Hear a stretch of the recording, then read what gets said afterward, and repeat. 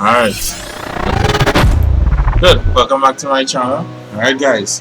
So I'll be editing a meal today, which is very rare amongst photographers editing males. But there's a difference. There's a big difference between editing males and females. This video will not be too long. You guys know the basics through Lightroom and how quickly and efficiently I move through here.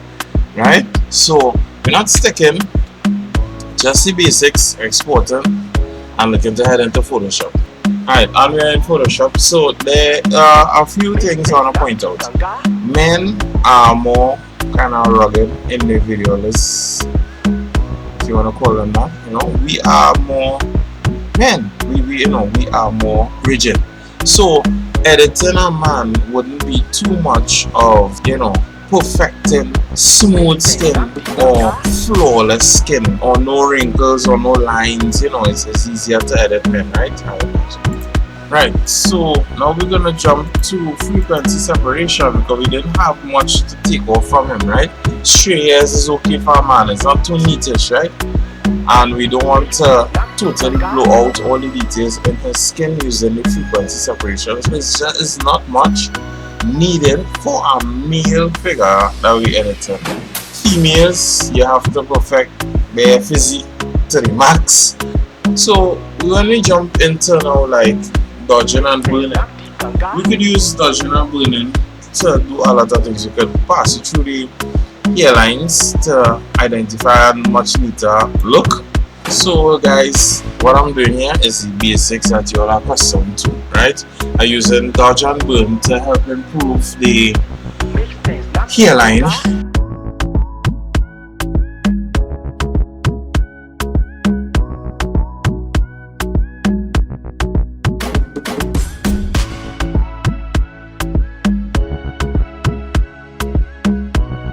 By using, how I shampoo the hair, you guys know what, right? From the last and previous video. Paint the whole hair white and play with the blend if in order to get the highlights popping, and also on the burn side get the darks darker, to get a rich black look. Alright, so it's just the differences between editing a male and female figure. There are a few differences. It takes less time to edit a man versus the amount of time it takes to edit a woman. Yeah. Alright, so let's go to selective color now. We're looking to brush up on the colors. Now, we could set the tone with colors. So it was more of a pale picture before. Reason being, I was recording, and when I saw the brother coming in, I said this will be a good shot. So I span around one time and took the shot. However, when I took the shot, my video settings were still on. My lens ND, the ND lens filter was on fader. Alright, so it looked a little faded. It looked like the color was lacking, but I wouldn't bump up the saturations. I would use the selective color to bring back colors in certain areas and also alter and change colors in certain areas. So it was a sunset. However, because of the ND filter, it looked very pale. You couldn't even tell that it was a sunset, right? And colors set mood, so more warmer colors, which are like the oranges and yellows, set a better mood than the cool colors, which are like the blues, right? So too much blue will make it look, it wouldn't have that warm, welcoming feeling. But as you can see, I'm using a mixture of both because there's some white behind him and there's also a blue/grayish wall. So a better way to blend all of this is if I use the color balance.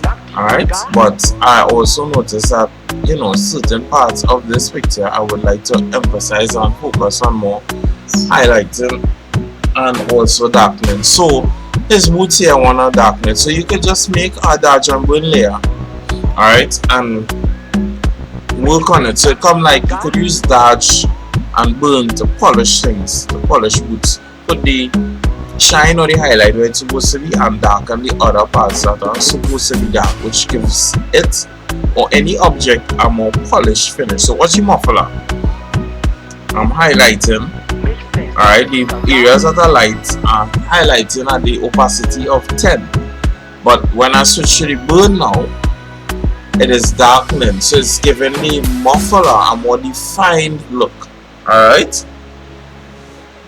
Alright, so now we're gonna, add a little glow in the back of.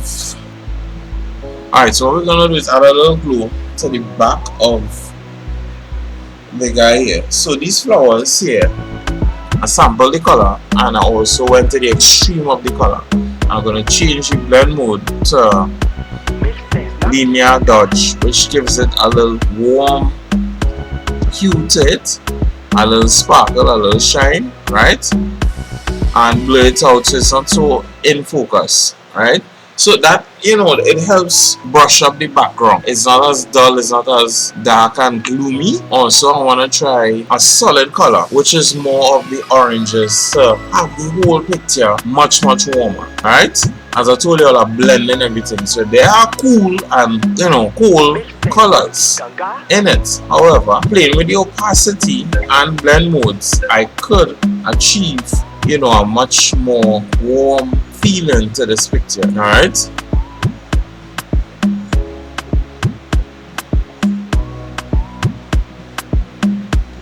so now we're gonna use the color balance, and what we're trying to do is add warms into the mid-tones. Alright, so let's play around and see how it goes.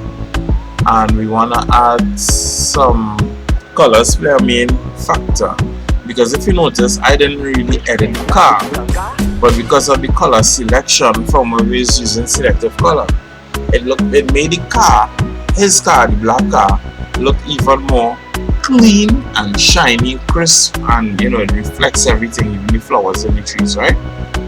So colors are important. Colors can actually bring more detail where it's supposed to be. So the more power we have to select options with adjusting our color, is the better our pictures will come out. Alright, so let's go to the grass and we select the color, and then we put it into overlay now. So you just selecting the color of the leaves and tapping to get, to lighten it up a little bit, just adding a little sparkle to it to bring out the background a little bit. It adds to that blurry kind of look, and it adds a little bit of warm, and the light helps to illuminate the subject, who is the guy in the picture, by the light. So we want to emphasize that a little more. We want some more light on him, right, from this car light, the indicator light. And we could select the orange, make the brush wider, and click. Alright, change it to linear dodge, add. But what we notice is that it comes out a little tad green. It doesn't look like how it's supposed to look when it goes over the actual indicator, right? So we could position this light and you can see when it's down by the car, it's actually orange, right? So we could click Control and U if you want to adjust how the color looks, and we can expand it so that we get a little reflection on the screws. Alright, so we could go through the color selection and we could actually change the color of this light right here. It could be blue, it could be white, it could be red, it could be pink, anything. Alright, Need for Speed kind of stuff. And there you have it, guys. So gonna adjust this to suit my liking. Nice reflection there. May actually turn on the opacity just a tad bit so that it blends better. Not everything has to be 100%. And what I want to do is add the levels to bring a little darkness into it. When I say darkness, a little more contrast feel, because the whole picture doesn't have to be so bright. Alright, it comes like the levels, just the haze, this whole picture here. So actually levels now, after adding all those colors, you know, kind of puts a nice burnt tone to it, a nice copper finish, right? So that's it for this video, guys. Don't forget to like and subscribe. Alright, it's your boy Yara Tamak. It's your boy Yara Tamak from Authentic Photography.